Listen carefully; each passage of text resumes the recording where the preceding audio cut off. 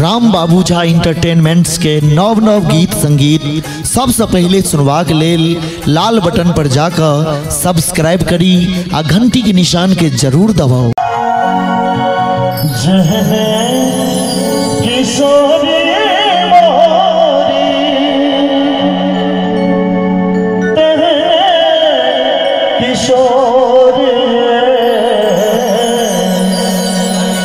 भगवान श्री राम अयोध्या से चल कर जनकपुर एलखिन और जब भगवान के रूप सखी सहेली देखलखिन तो कहे छथिन जहने भगवान श्री राम किशोर ओने हमर किशोरी स्नेहलता जी रूपक वर्णन करे छथिन गीत के माध्यम से सुनावे छी। विधिना बनाओ जोड़ी विधिना बनाओ जोड़ी कहने पे जोड़ी विधिना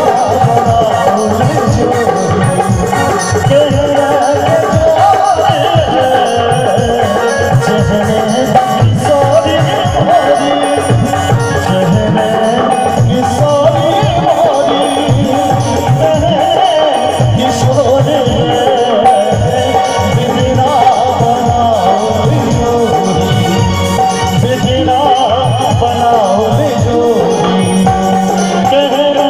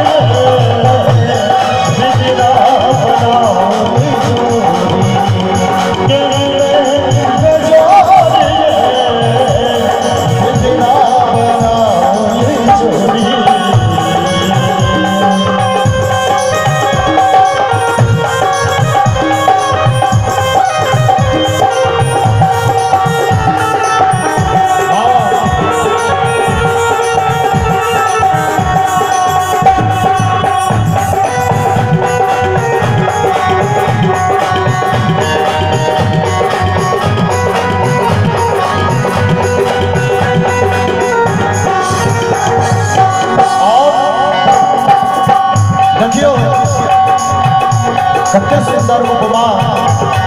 स्नेहलता जी दे छथिन सरसों के कलिसिया सरसों के कलिसिया ज्योति पे जोर सरसों के कलिसिया ज्योति पे जोर किसी फूल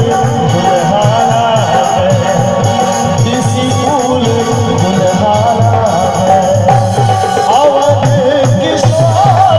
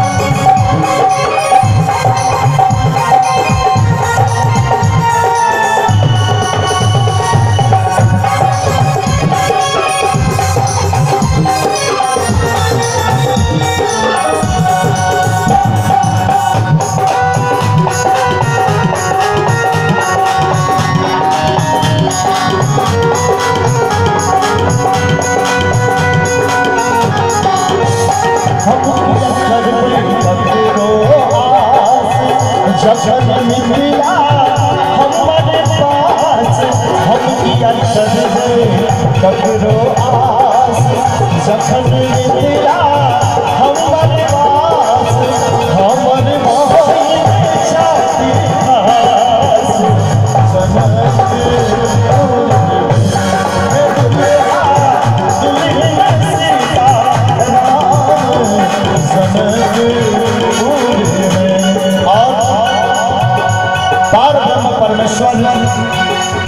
जखन जनकपुर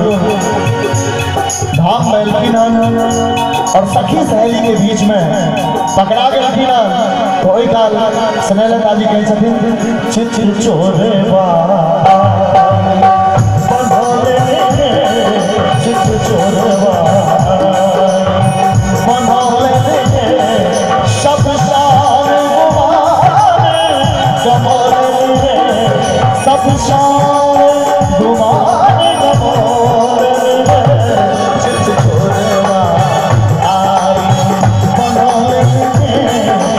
चोरवा आई बनोले सब शान गुमाने गमोले सब शान गुमाने गमोले चित चोरवा बनोले चित चोरवा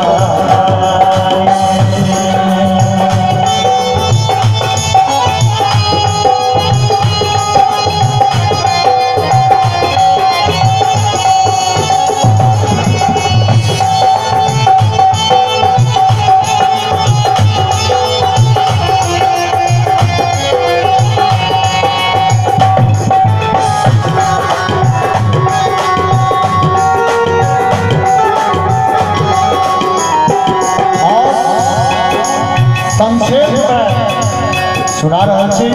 ओ कथी के कथी के मुसरवर कथी के मुसरवा क्या चोट चोरवा छोड़ल रे आगे क्या चोट चोरवा छोड़ल रे चित चोरवा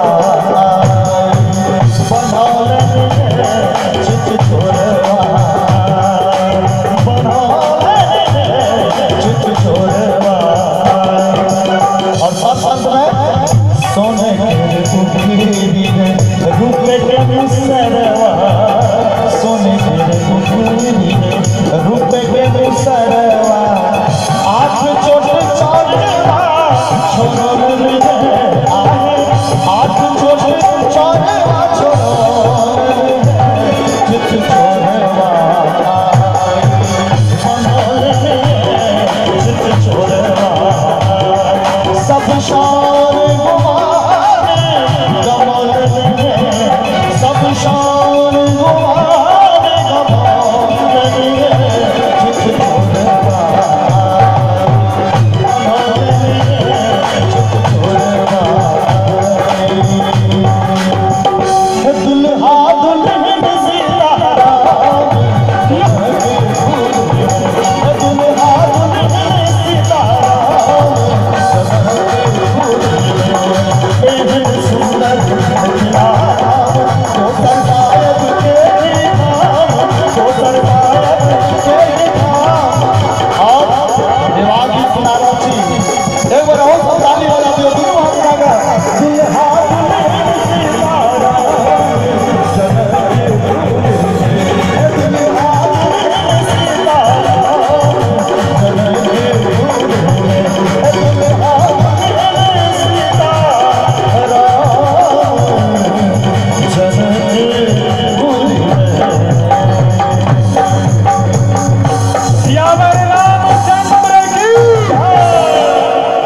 बहुत सुंदर।